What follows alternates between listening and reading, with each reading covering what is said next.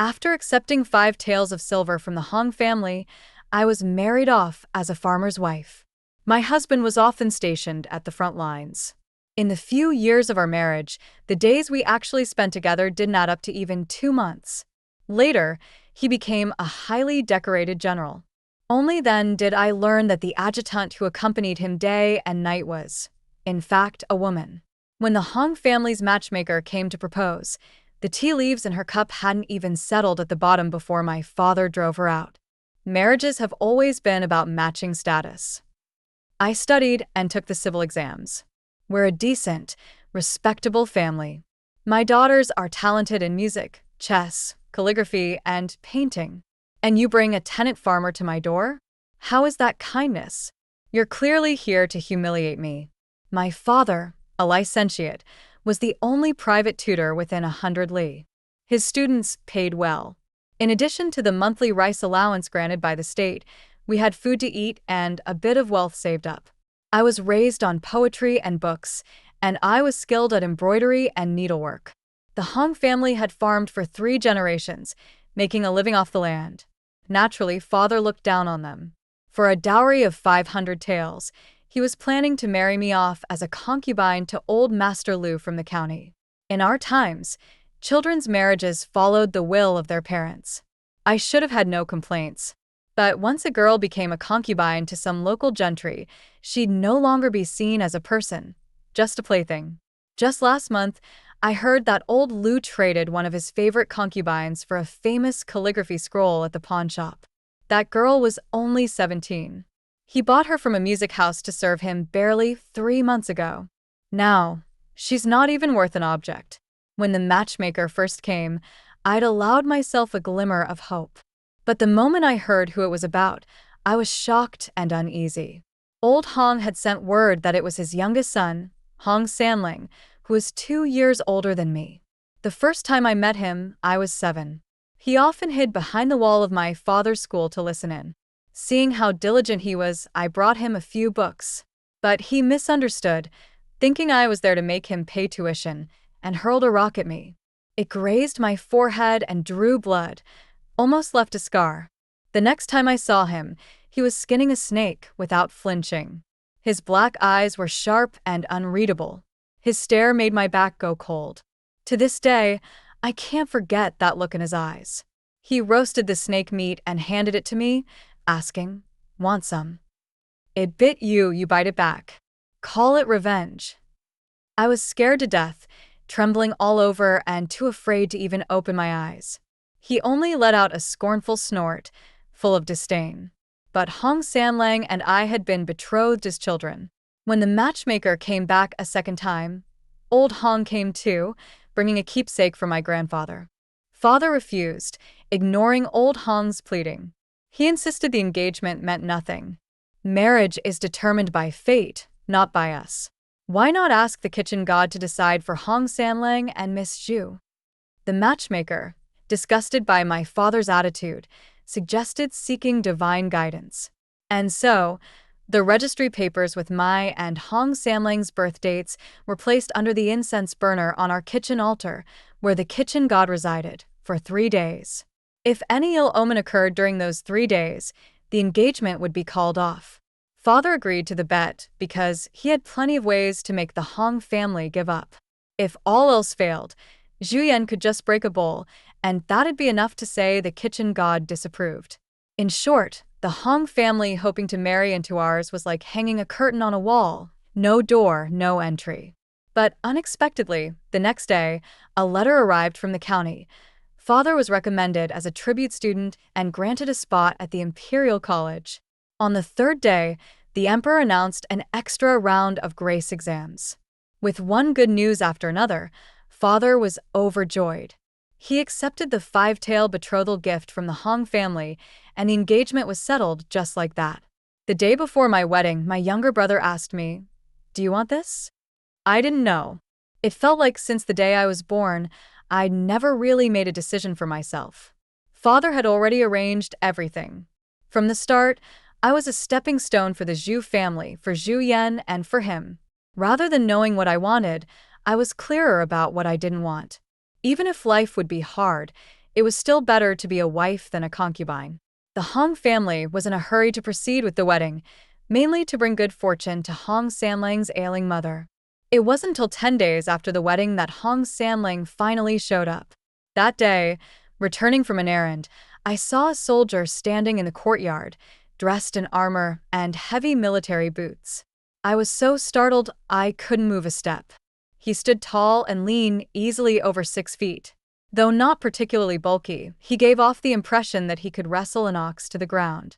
As I stepped through the door, he was drawing a bow to test its tension, the arrowhead aimed directly at me as I stood frozen at the entrance. His features were sharp, eyes like blades. His complexion no longer bore the fair look he had the last time we met. It now held a sun-darkened bronze tone. Clearly the bitter cold of the frontier had not spared him. He looked me up and down, gaze traveling upward, probing and intense. When our eyes met, his sharp stare held a hint of menace, making it hard to meet his eyes. Even though he'd changed so much, I recognized him at once as the cold, aloof boy from my memories. He, on the other hand, didn't seem to recognize me at all. Feeling uneasy under his gaze, it took me a moment to snap out of it. I quickly bowed and greeted him, my voice trembling with nervousness. Sanling, you're back." Hong Sanling paused, looking slightly surprised. But it was Hong Shi who broke into excited shouts. "Little auntie, my uncle's back." Despite his cheerful tone, it did nothing to ease the anxiety gnawing in my chest. Facing Hong Sanling, I still felt a bit of fear deep down. "Why is it you?" Hong Sanling raised a sword-like brow and parted his tightly pressed lips. Huh? If not me, then who? Who had he been expecting? Several thoughts flashed through my mind. He might not have liked me back then, but as far as this marriage went, he hadn't lost out. Father even believed he was marrying above his station. But judging from his reaction, I wasn't the woman he had in mind. If he had someone else in his heart, didn't that make me the villain who tore lovers apart? Before the wedding, we'd specifically asked around. There had been no signs of him being involved with any other woman. Now I didn't know how to react. I stood there awkwardly, gripping the hem of my dress, feeling nervous all over. As the sky gradually darkened, neither of us made a move. Eventually, my sister-in-law came out and called us in for dinner. At dinner, Mother Hong brought out a roast chicken, said to be the family's first meat dish since the new year. Hong Shi and Hong Do's eyes lit up at the sight. Old Master Hong tore off a chicken leg and placed it in Hong Sanling's bowl. "You've suffered enough out there, eating in the wind and sleeping in the cold." Hong Sanling didn't decline. He carefully stripped the meat from the leg, divided it evenly, and passed pieces to Mother Hong and our sister-in-law. "I've been eating well and living fine outside. It's mother and sister-in-law who've had the hard part, looking after things at home. Care is delicate, raised in comfort at her parents' home. She's never done much work. If she's ever careless or makes mistakes, I hope mother and sister-in-law can be forgiving." After dinner, Hong Sanling went out. About an hour later, he returned, just as I was working on my needlework in our room. From his coat, he pulled out an oiled paper bundle, which, when opened, revealed a freshly roasted wild rabbit. It smelled rich and savory, still steaming hot. I bit my lip, puzzled, and glanced up at him. He sat down beside me, tore off a rabbit leg, and handed it over. "Eat it quick. If Hong Shi smells it, he's going to come and snatch some." We were sitting very close. I could clearly see the tiny beads of sweat on the tip of his nose. His scent filled my nose. Wild grasses from the fields, mingled with the earthy scent of a man. My face flushed, and I instinctively shifted a little further away. He stood up quickly, wrapping up the leftovers. "It's not good to eat too much at night. You'll get indigestion." The candlelight cast soft shadows on his face, blurring his features slightly, but I could still clearly see the red flush spreading across his ears. Only after he left did I pull off a piece of meat and pop it into my mouth. The skin was crisp, the meat tender, perfectly seasoned. In the bronze mirror, I saw 2 dimples appear on my cheeks, and I couldn't help cursing myself under my breath. "It's just a piece of meat. Why are you this happy?" "Pathetic." Hong Sanlang brought an old wooden door from the shed into the house, propped it up on two stools, and was laying bedding across it. I recalled what he said during dinner, so I told him, I know how to cook and do laundry, and I can help teach Hong Shi and Hong Do to read at night. I won't be a burden to them. After I finished, he simply let out a soft, "You're good. It's a pity you've had to endure hardship here." His expression didn't change as he spoke. His eyes were lowered, the dim light casting shadows that made it hard to read his face. I couldn't say exactly how I felt, but it didn't seem as simple as he made it sound. Old Master Hong was sincere and kind. He treated Mother Hong well and consulted her on everything inside and outside the home. My eldest brother-in-law was shy and not great at expressing affection, but whenever he went to town, he always brought back treats.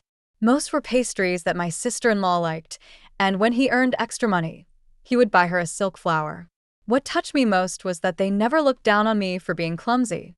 They treated me with genuine kindness. I'm not suffering here. Life might not be as comfortable as it was at home, but being with them puts my heart at ease in a way I can't explain. He looked up at me for a moment, his expression still unreadable. Feeling uneasy under his gaze, I lowered my head and focused on the needlework in my hands. After just a couple of stitches, I remembered seeing that the cuff of Hong Sanlang's outer garment had a worn-out hole. So I pulled his coat over, matched some thread, and embroidered a leaf to cover the spot. He lay on his side on the makeshift bed, silently watching me. For a moment, I thought there was even a smile at the corner of his lips. I stared at my stitching in the dim candlelight, eyes going blurry from the hundreds of tiny stitches. I wasn't sure if I had imagined that smile. When I showed him the mended sleeve, he didn't take it. Instead, he grabbed my hand. His fingertips gently brushed over a spot as he asked, "Does it still hurt?" His hands were broad but slender, and the warmth of his touch made my heart tremble. What shocked me more was how attentive he was. When I was making shoes for old Master Hong the other day, I had pricked my finger badly with a large needle. It had gone in deep, and the wound still hurt if I applied pressure. I had avoided that spot just now while sewing. My movements had been a little awkward, but the embroidery turned out fine. Most people wouldn't even notice. "It does," I answered truthfully, lowering my head. "It's hard to do needlework without getting pricked, just like fighting a war," I murmured. "There's no way to avoid injuries, or even death." The mood turned heavy. He understood what I meant, and for a moment, his grip tightened. I could feel his tension. Still, I braced myself and asked, "Did you ever get hurt at the front?" Hong Sanlang pressed his lips together, a flicker of something complex passing through his expression. Sons who traveled far always sent home good news and kept the bad to themselves. Many men from the village had enlisted with the Qinbei army alongside him.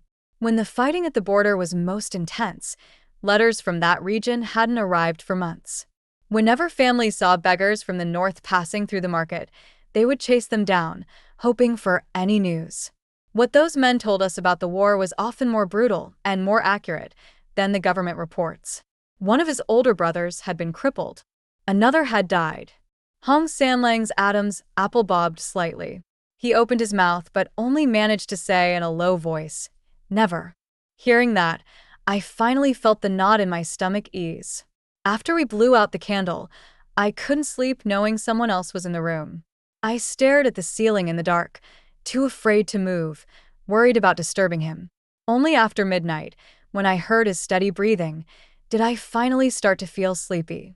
As expected, I overslept the next morning.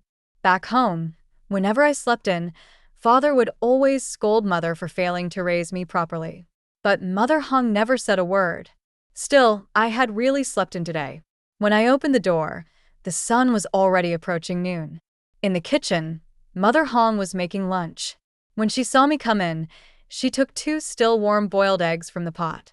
"Sanlang's still young and careless. He'll run you ragged. Eat something to build your strength." Chicken last night, eggs today. Ever since Hong Sanlang returned, the meals had seriously improved.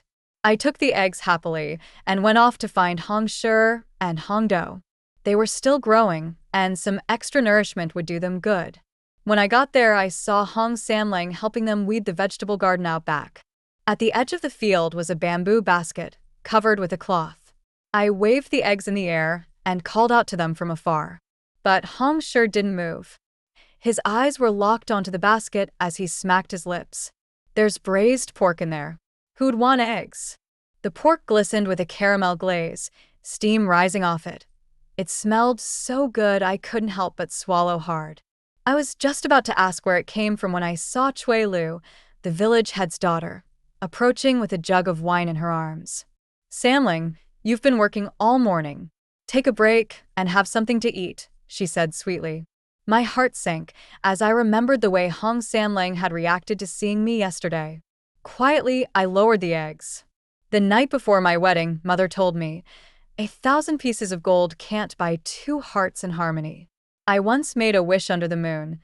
Let me win the heart of one true person."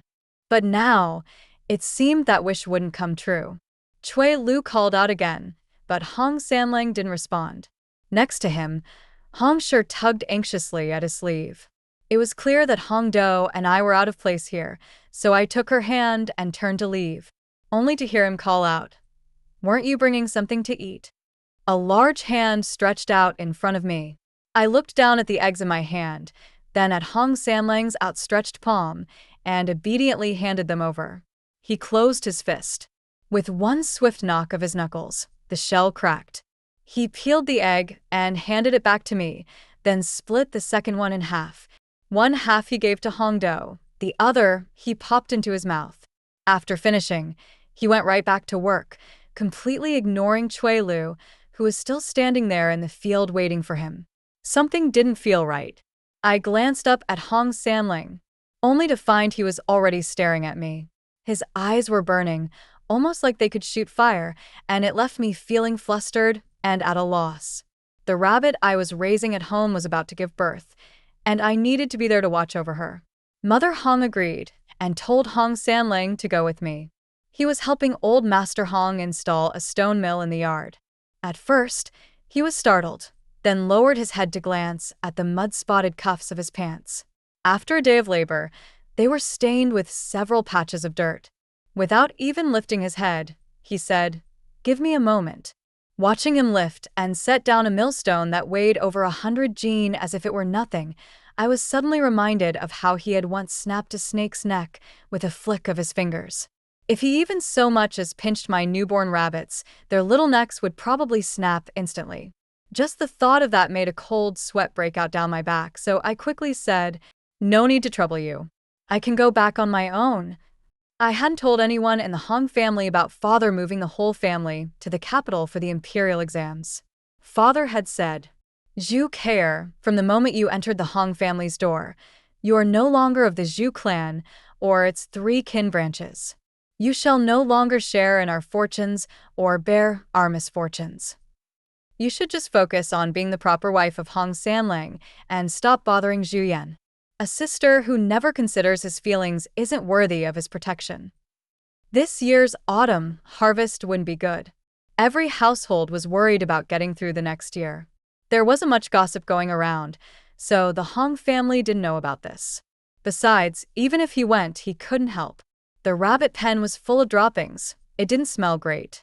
Hong Sanlang had just been about to change clothes, but paused when he heard me and looked back. His eyes held a turbulent, unreadable emotion. "Are you really that afraid to be seen with me?" How could I be? I immediately denied it. Once we were outside the gate, I skipped over the part about Father disowning me and simply told Hong Sanlang that the family had moved to the capital for the exams. His brows furrowed deeper and deeper as he listened, and the displeasure in his eyes became more and more apparent. We ran into Cui Lu near the village entrance, and from then on, he seemed distracted. I spoke to him several times, but he didn't respond. Left awkward, I had no choice but to fall silent. Then he dropped one of my baby rabbits so hard that it was seriously hurt. I was known for being delicate. I couldn't carry heavy things, couldn't do hard labor. In the village, I was like a decorative flower, pretty but useless. With hard times at home, Mother Hong pitied me and never let me do much. I could see how hard they worked, and I'd always wanted to help however I could. The rabbits were something I had bred myself, catching a mate in the wild. Other than embroidery, it was the only way I could think of to contribute to the household income. I cradled the little rabbit, barely breathing, heart aching. Overwhelmed with frustration, I squatted down and started crying uncontrollably. I know you're upset, but my father's my father, and I am me. The proposal came from old Master Hong. If I had known you liked Chui Lu, I would rather have died than come here and be the woman who got in the way. If you can't stand me, then let's get a divorce, so you can marry her. But why take it out on my rabbit? Hong Sanling froze, then quickly knelt down in front of me. He gently wiped the tears off my cheeks and said, "It was my fault. I wasn't careful. I'm not angry with you. I've never looked down on you. Don't overthink. There's nothing between Chui Lu and me. I've never eaten her food, never taken anything from her. He clenched his lips and turned his face away so I couldn't see his expression. But I knew he was hurt. Even if our families weren't a good match, what my father did was far too cruel. He didn't just reject me, he insulted the Hong family too. Not long after, we heard urgent knocking on the door, followed by the anxious voice of Hong Sanling's eldest brother. "Sanling, quick, come home." Before his leave had even ended, Hong Sanling was being summoned back. Urgent military orders had arrived. War was breaking out. He rushed to pack his things. I couldn't help much and stood off to the side, hands awkwardly at my sides. He had left home at 14, his head wrapped in 2 feet of black silk by the village chief before being taken away. This visit home should have been filled with joy. He was supposed to marry and see his mother. He might not have been a hero guarding the frontier alone, but he still had parents and family waiting for him to come home safely. Now he was leaving again and no one knew how long he'd be gone. He shouldn't be burdened by shame and anger. He should leave with peace of mind. What was the point of me still sulking? Having thought it through, my steps naturally led me toward him. I gently tugged on his sleeve. About the rabbit, I forgive you. Don't blame yourself." His arm tensed slightly. He nodded and softly said, I'll catch you 2 more next time I come back." "That's not necessary. We're family, no need to keep score like that." I lowered my eyes and awkwardly pulled my hand back from his arm. "We're already married. I would never look down on your family. As long as we're living under the same roof, even if only for a day, I'll treat them with the same respect as my own parents. You don't have to worry. While you're away, I won't cause them any trouble." Hearing that, Hong Sanling pressed his lips together, trying not to laugh. "So, what you're saying is, when I am home, you can cause trouble?" Huh? "I didn't mean that," I muttered softly, head lowered. His smile widened. I pouted and turned away, refusing to speak to him anymore. Seeing that he had only packed a few thin layers of clothing, I couldn't help but ask, "Is that all you're bringing? How will you get through winter?" Once we hit the 12th lunar month, the army issues winter gear. That wouldn't do. It was already cold in the 10th month. The northwest was even colder, with bitter winds and heavy snow. How could he survive with just these clothes? At this rate, he'd freeze before the fighting even started.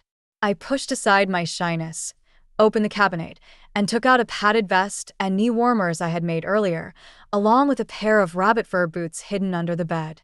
When Hong Sanling saw what I was holding, he looked genuinely shocked. "These are for me?" I nodded.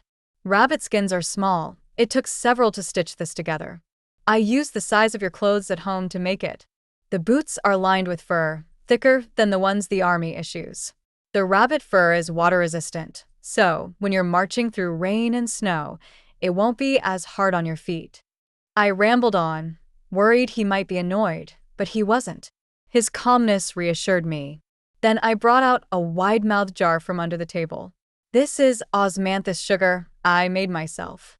Last year, I saw a doctor at the town clinic give a bowl of sugar water to someone who fainted from hunger. Within a quarter of an hour, that person woke up and was able to walk again. Take a few pieces with you each time. If there's no food during the winter, just have a couple sips. It'll warm you up and keep you from starving. The osmanthus is from last year's harvest. I dried it myself. The fragrance is strong. Here, smell it. I placed a piece in my palm and held it up under his nose. He leaned in and sniffed. His eyes crinkled into a smile, soft and warm under the flickering candlelight. The sun had barely risen in the east when Hong Sanlang had to set out. I walked him to the edge of the village. Truth be told, I had already said everything I needed to, but I was still afraid he might forget. The war front is deadlocked. Victory is far from certain. Letters are precious.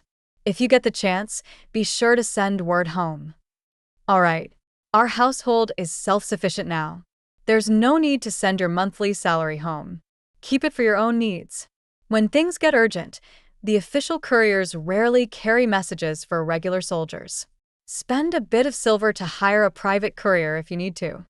All right. I rambled on and off, saying a lot. He responded the same way every time, gently and patiently, with eyes soft as water. Gone was the cold and stubborn teenager who had left home at 14. Finally, I urged him to go. But he stood there, unmoving, his eyes heavy with some emotion I couldn't name. His gaze made my heart flutter in panic. Take care on the road. I'll head back now. Just as I turned, a hand clamped around my waist. With a light pull, I was drawn straight into his chest. What are you? Before I could finish, he lowered his head and kissed me, fierce and unrelenting. His arm held me tight around the waist.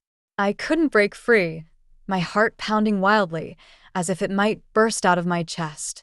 Only after a long while did he release his hand from the back of my head. I was left breathless, swaying in his arms, legs weak like jelly, nearly collapsing into him.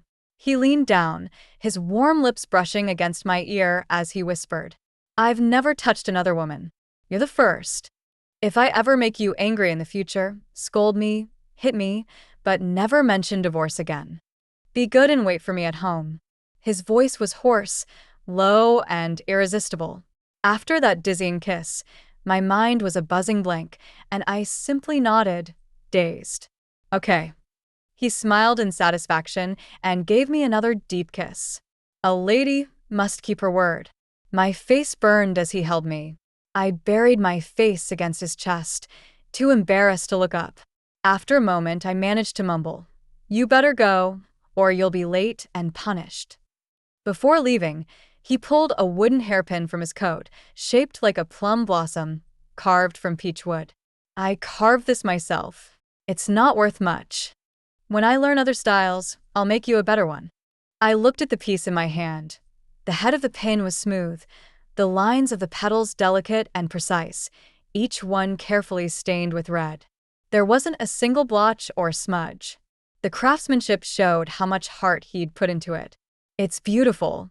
I really like it." Looking up to see his proud expression, I shyly asked, "Could I also ask for a carved rabbit?" Worried I was being too much, I quickly added, "But it's fine if you don't want to." Almost without hesitation, Hong Sanlang said, "All right." Once the hairpin was in my hair, he mounted his horse. I didn't turn back until the sound of hooves had faded into the distance. In the 9th month of the following year, the 6 states in the Northwest were fully reclaimed, and the whole country celebrated. Hong Sanlang had been away for over 17 months. During that time, only 2 messages had come.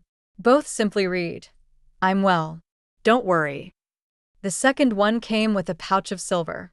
I counted it carefully. It was almost his entire year's pay. Most soldiers spent their wages on wine.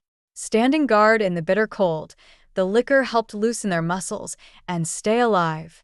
The fact that he sent his earnings back, I couldn't bear to imagine what he was living on. Now that the war was over, we eagerly awaited his return. But he didn't come home. Instead, the military posted a new conscription notice. Anyone between 13 and 60 years of age was eligible for service.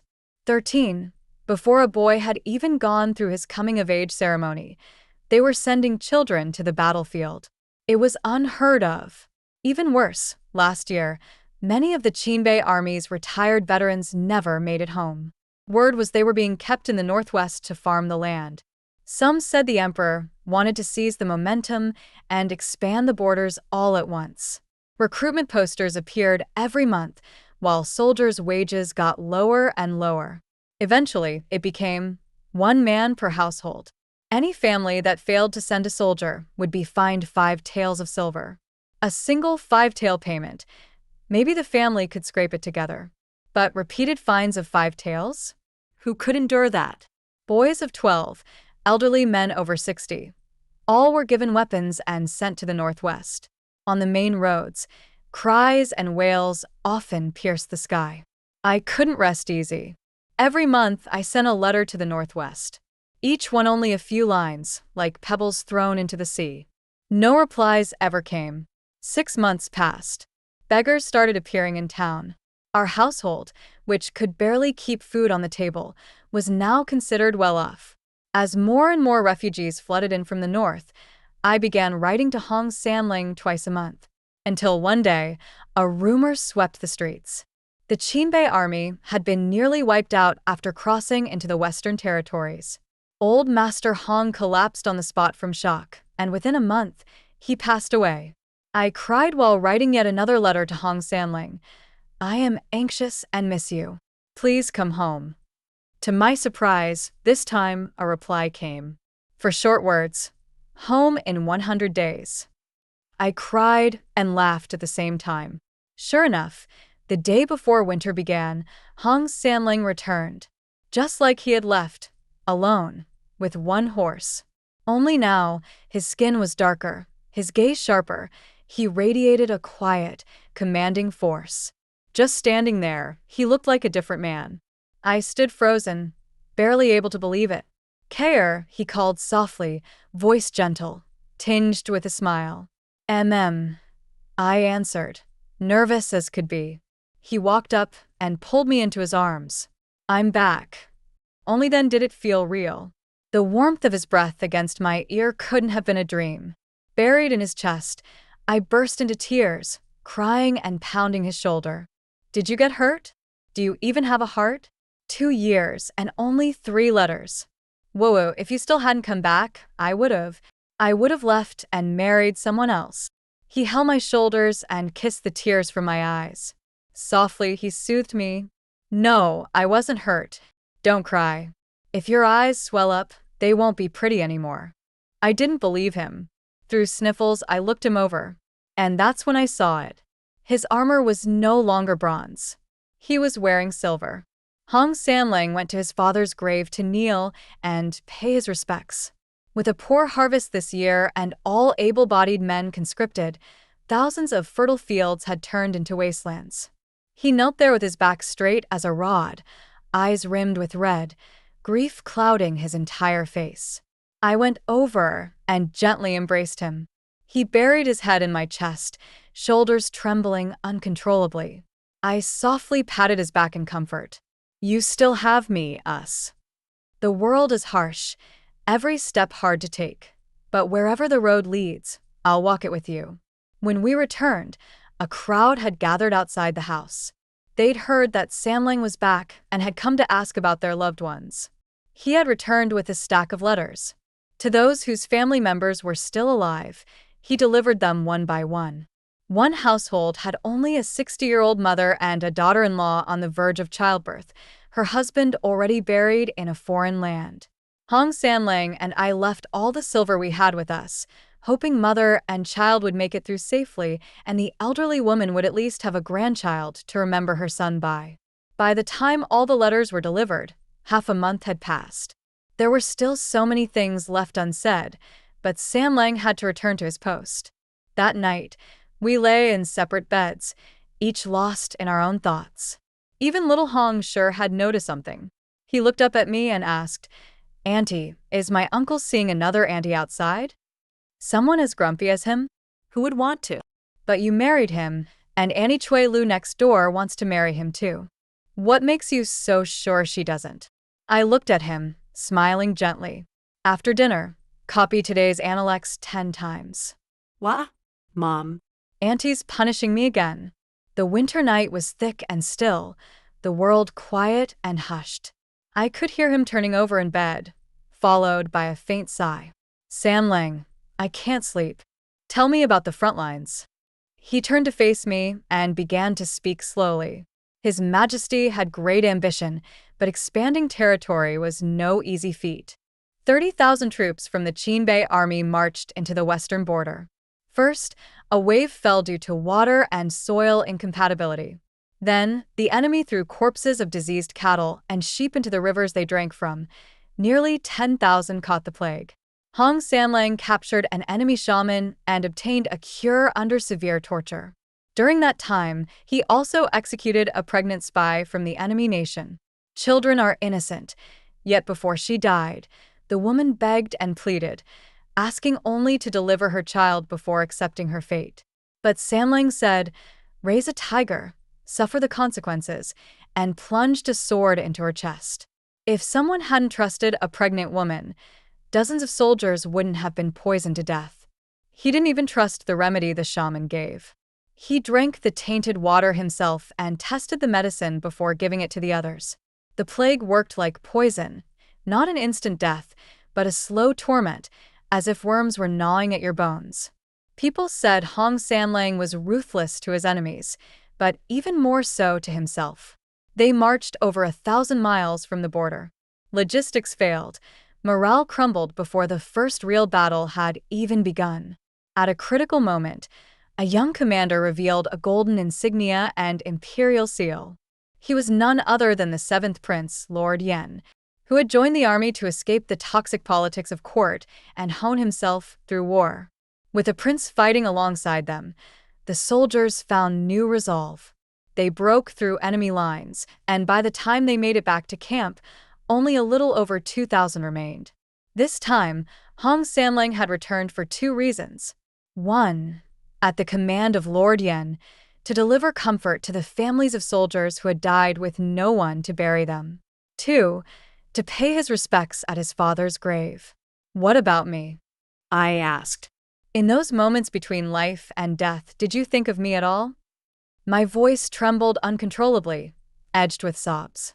As dawn broke, I saw him lying there, brows furrowed, lips pressed into a thin line, like he was struggling to hold back everything inside.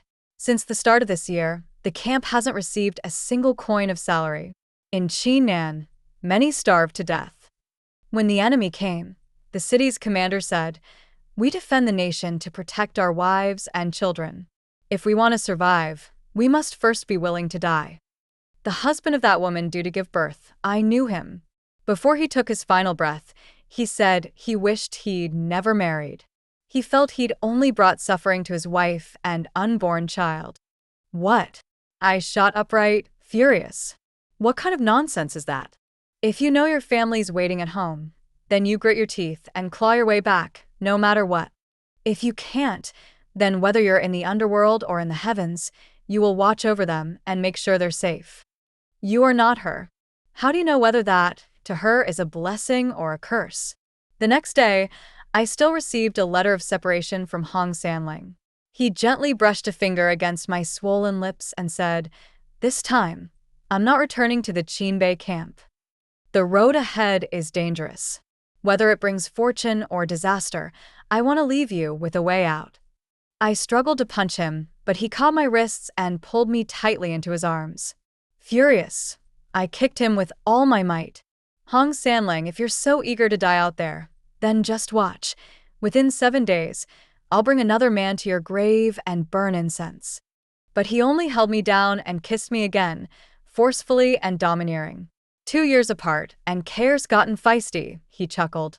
I grabbed his lips and bit down hard, blood immediately filling my mouth. He only grunted, seeming oddly pleased by it. After that, he was gone for half a year. The court was full of shifting winds and rising storms. Old faces vanished. New ones replaced them. The Prince Yen he had once spoken of, he had ascended the throne. Hong Sanlang was appointed Zhonglongjiang, a senior commandant, and became a personal guard to the new emperor. When the news came, little Hong Shi was so shocked he almost bit his tongue. "Uncle Sanlang gets 300 shur of rice a year in salary. Does this mean we'll have meat every month now?" My sister-in-law scolded him for being so useless. Things moved quickly, and Hong Sanling sent people to bring us to the capital. The one leading the escort was clearly a woman, a deputy general dressed in armor, radiating valor and pride, no less than any man. Along the way, she kept asking my brother and sister-in-law what Hong Sanling was like at home. Sitting in the rattling, bumpy carriage, all I could think was, if he really got involved with someone else, well, I still had that separation letter. By the time we reached the capital, I was completely out of sorts.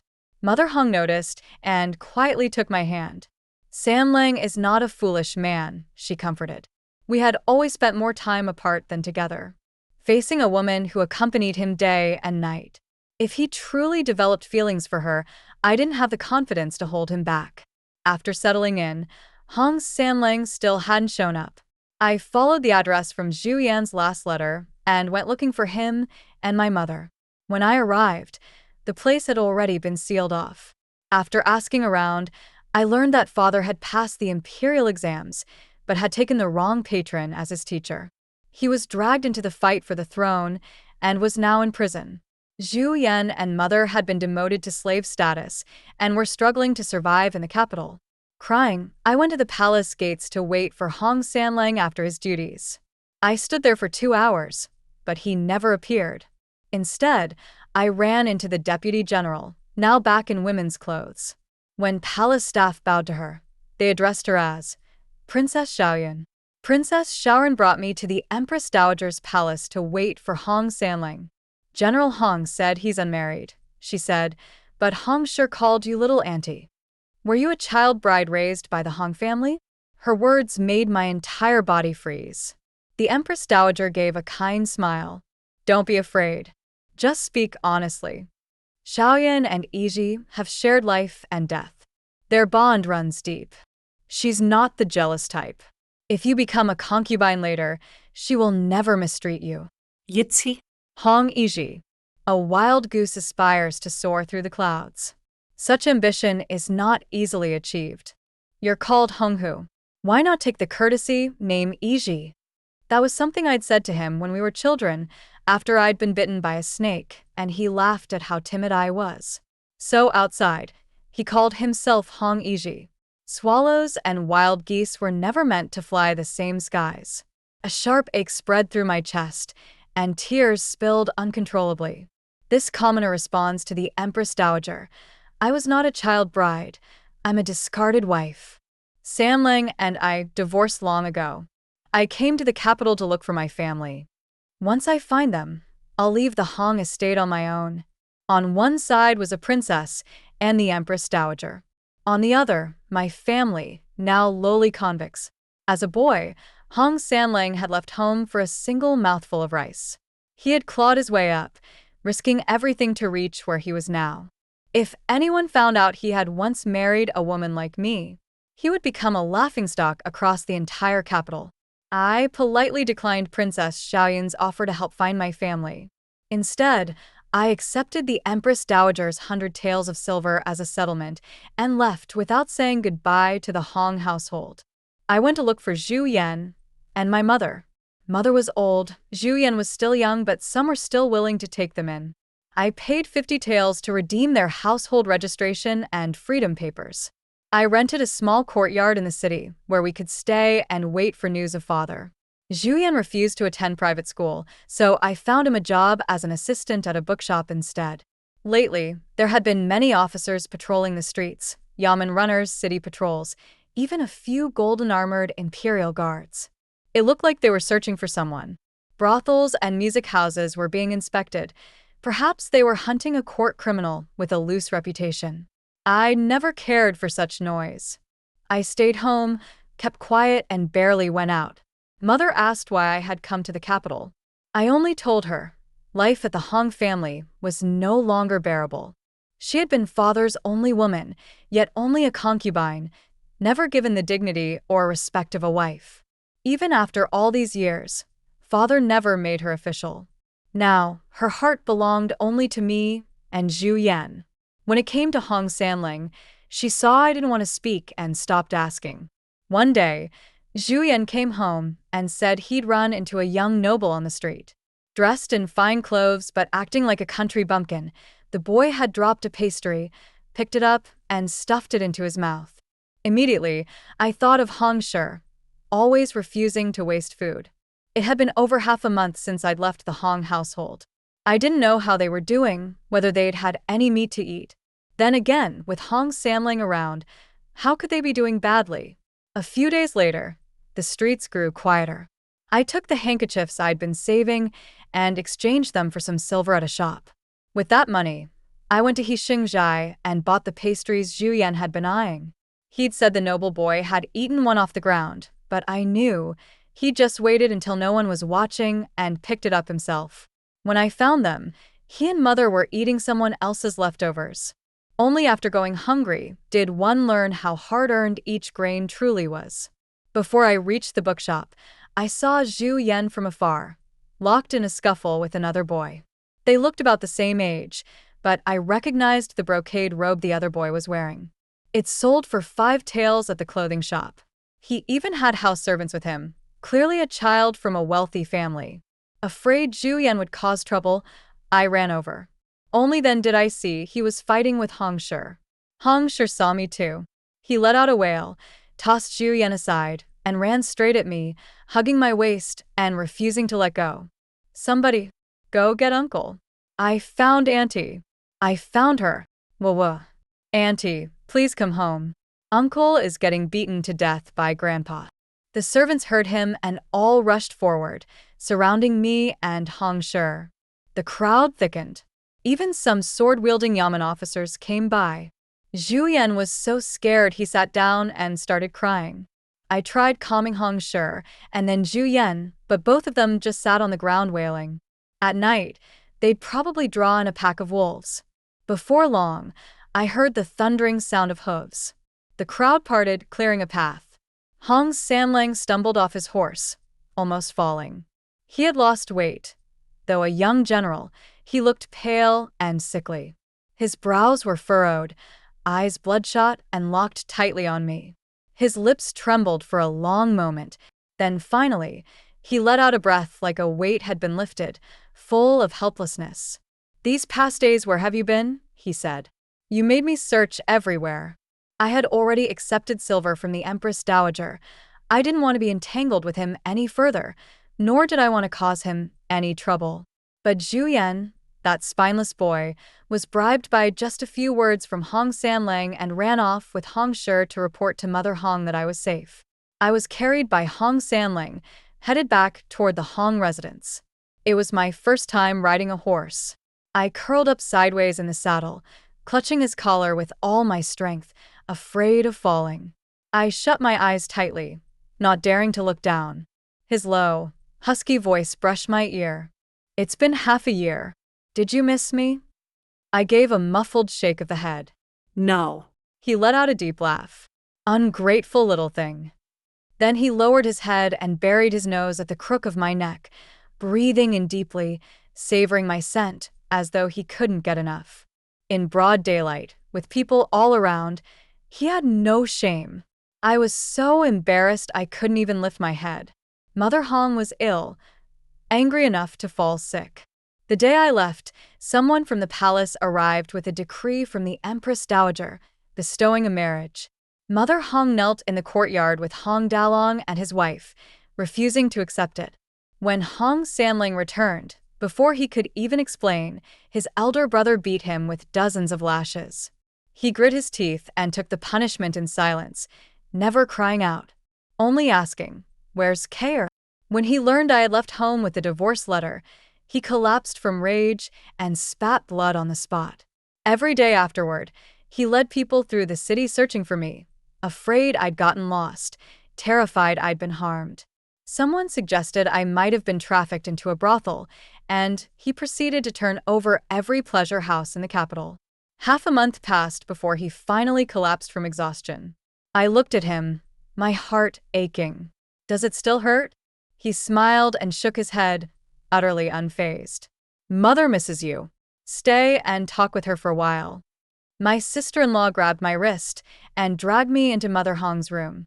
Though she didn't do heavy labor anymore, her grip was still strong, like she was afraid I'd run off again. It hurt a little. Mother Hong lay reclining on her couch. If not for the deep lines etched into her face, with her fine silk robes and noble air, she could have passed for a wealthy lady of high status. Ah, I hesitated for a long time, unsure how to address her. Calling her mother had become habit, but now I was supposed to call her aunt. You've only been gone a few days. Don't tell me you've already forgotten how to call me mother, my sister-in-law scolded, giving me a nudge. Standing in front of Mother Hong, I whispered, "Auntie." So softly, I could barely hear it myself. She took my hand and held it tightly to her chest, tears falling as she cried. "Even if you no longer want anything to do with that unfilial son of mine, we've lived together for so many years. You should still call me mother." How could I dare? My father had been convicted of treason. He was to be executed immediately, and it was only because of the new emperor's ascension that his sentence was stayed. I held back my tears and raised my hand to wipe hers away. "If there's ever a chance, Zhu Ke will serve you like your own daughter." Her sobs only grew louder. Hong Sanlang was a rising star in court. Outsiders only saw the glory. One man's success bringing prosperity to his entire family. Aside from moving from a village courtyard to a grand mansion in the capital, they weren't used to much else. They often spoke of their few mu of farmland back home. But Hong Shi had to go to school, and Hong Do was almost of marrying age. To love your children is to make plans for their future. After comforting Mother Hong, the day was already half over. As I stepped out of her room, I found Hong Sanling waiting in the courtyard. He had changed into a light blue robe, a golden silk sash around his waist, with a jade ornament hanging from it. Standing there, he radiated power and presence. He walked toward me, his voice warm. "I've never been involved with anyone else. Please believe me." I already knew. The whole city had heard of General Hong rejecting the royal decree. He had pointed a spear at Princess Xiaoyun in the street. A woman who joins the army, by law, should be executed. If you're alive today, thank your good brother. My marriage is a family matter. I'll take the blame for defying the Empress Dowager's order. But as for who I marry, that's no one else's business. I suggest your highness keep your distance from my family. My wife is timid.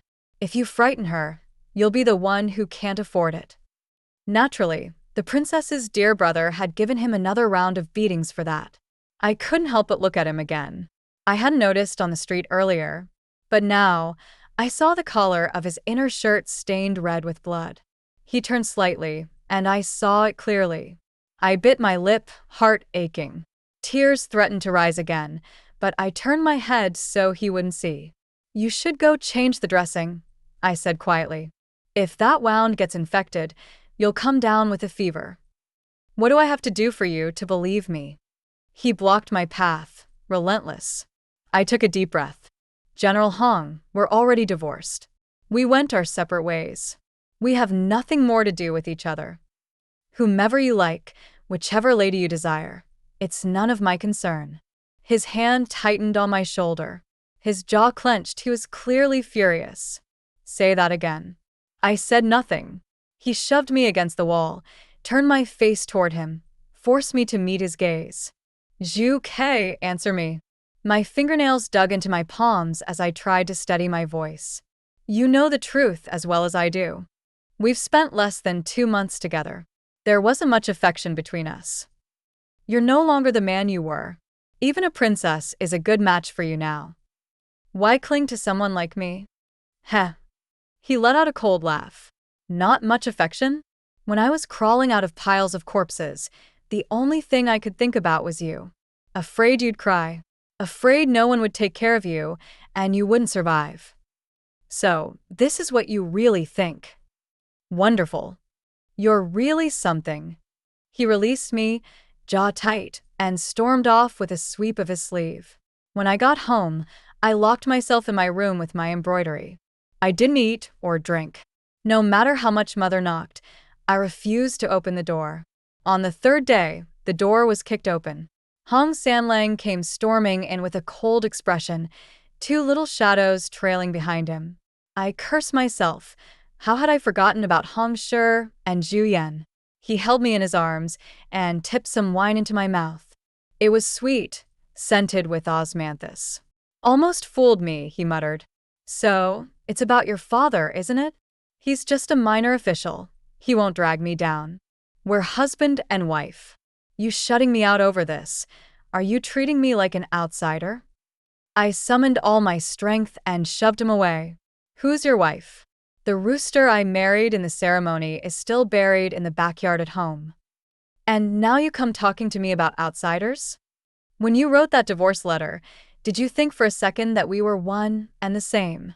Did you ask if I was afraid of being implicated? Hong Sanlang, it was you. You were the first to treat me like a stranger. You were the one who cast me aside. Hong Sanlang looked a little helpless, trying to coax me patiently. Afraid of hurting me, even the hand resting on my shoulder didn't dare use any force. That's not the same, he said softly. That day, I acted with the resolve of burning bridges behind me. But it wasn't for you. If I had died and dragged you down with me, I wouldn't have been able to rest in peace, even in the afterlife. You handled everything just fine when I wasn't around. But now that I'm here, there's nothing for you to fear. Care, believe me. He spoke with such sincerity that my heart trembled. It would have been a lie to say I wasn't moved. Then Hong Shi came bursting in, crying, "Whoa, Auntie, please come back with us. Uncle wanted to marry you since he was 14. Now he's 24. He can't stay single forever." But I still didn't go back with Hong Sanlang. Princess Xiaoyan was the only daughter of Prince Zhiwang and a blood cousin to the emperor himself. By refusing the marriage decree, he had publicly embarrassed the royal family. At such a politically sensitive time, even if I were willing 10 times over, it would still have to wait. The next day, Princess Xiaoyan came crying to my doorstep. "Sister-in-law Hong," she sobbed, "I was the one who didn't know better. I didn't realize you were his first and rightful wife. Please, I beg you, go back with General Hong. My brother said, if he can't reconcile with his wife, they'll send me to the frontier for a political marriage. Whoa, there are plenty of men out there. I am a princess, after all. I never meant to take someone else's husband." I stood there dumbfounded. What did Hong Sanlang do this time? Then another day passed, and the most famous matchmaker in the capital paid a visit. In one day, all the ceremonial steps, 3 letters and 6 rites, were completed. The betrothal gifts filled an entire courtyard. Frightened by Hong Sanlang, Princess Xiaoyan had secretly urged her father to step in. She was determined to make a comeback and insisted on taking me as her sworn sister. She even tried to outdo the Hong family with a more lavish dowry. Even when I was kneeling at the altar, I was still dazed. When he lifted my veil, he said, "3 lifetimes of fortune, to walk with you in this one." He had scared me, even hit me. I always thought he didn't like me. But I had forgotten. When I cried, holding my bleeding forehead, he had limped up the mountain to find herbs for my wound and twisted his ankle doing it. When I was bitten by a snake while picking flowers, he grabbed it by the neck and threatened, "Go tell your ancestors, if you ever scare her again, I'll burn your whole nest to the ground." I asked him what Hong Shi meant when he said he wanted to marry me since he was 14. Blushing brighter than a wedding cloth, he muttered, "Well, you're timid and soft-hearted. Someone needs to protect you. I wouldn't trust anyone else to do it." I'd only had 1 cup of wedding wine, yet I felt dizzy. The man before me was hazy and soft, warm in ways I'd never seen. But when I saw the scars all over his body, my mind snapped clear. I pushed him away, ignoring the pain. "You said you weren't hurt. Then how did you get all these scars?" I examined him closely. He looked lean, but his muscles were firm and well-defined. There was a half-foot-long scar from an old blade wound on his back and a twisted, finger-thick gash. A newer scabbed-over wound, his brother's beating. An arrow scar by his shoulder. Dozens more, large and small, across his chest and back. When I gently touched them, his whole body tensed. "Does it hurt?" I asked. He leaned in, breathless. Don't cry. It doesn't hurt anymore. Be good. Focus. Everything else we'll talk about later. I hit him with my fist. Liar.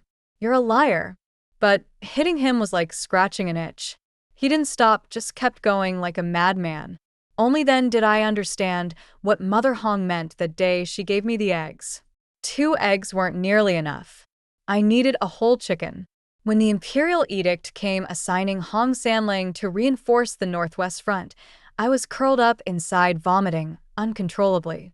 He couldn't help, just stood by helpless and anxious. Wiping my tears, I cursed him. You stirred up trouble. Now even this little one is tormenting me. I must owe you in a past life. He said nothing, only let me scold him, while clutching the edict tighter and tighter. On the day of his departure, I didn't see him off. He left while I was sleeping. When I woke, 3 jade-carved rabbits sat beside me, 2 large, 1 small, huddled together. I no longer wore the hairpin he gave me on my head, but I kept it close. The 3 rabbits I placed by my pillow. Each night before bed, I looked at them, and my dreams came easier. On the day I gave birth, I held them tightly in my hand. That was when I finally understood what life and death meant. The child didn't come for 3 full days. I passed out from the pain multiple times. Each time I thought I couldn't make it, I remembered what I once told him. Even if I die, I'll hold on to that last breath just to see you again. He hadn't returned yet, so I had to wait. Hong Shi painted the baby's hands and feet with ink and made a print to send to Hong Sanlang. A deputy general returning on rotation said, when he received it, that tall, stoic man's eyes turned red. He named the child Hong Yi. May he grow up calm and steadfast. He sent back a string of wolf teeth as a gift. A wolf mates for life. Brave. Loyal. Maybe that was his way of calling me fierce. That war dragged on and off, for more than another year. By the time Hong Yi learned to walk, Hong Sanlang finally returned in triumph. The day he returned to the capital, crowds lined the streets. The emperor had the highest rank, so I stood behind him in the reception line. Hong Sanlang rode in, caked in dust from travel. Only after receiving imperial commendation did he finally turn to me. Gone was my shyness. I'd grown thicker-skinned. I ran to him with all I had. When I leapt at him, he called out, "Careful." But his hands didn't stop. He caught me, held me tight. "Are you hurt anywhere?" I asked, inspecting his face. His skin was rougher, weathered, less handsome than before. But I couldn't stop looking at him. "Check for yourself tonight," he teased. He inhaled deeply at my scent and rubbed his stubbled cheek against mine. "And look at you, already a mother, still running wild like that." Then put me down. He held me even tighter, eyes full of laughter, voice warm and doting. "No matter how you are, you're carved into my heart." It was a dry autumn with sharp winds and crisp skies. I looked up from the earth at the man who had fought the wind to rise. He had soared into the clouds, blazing with glory. And then, without hesitation, he returned to earth, to me. He said, "A wild goose may fly high, but in the end, it is the humble sparrow's nest that is its true home." The end.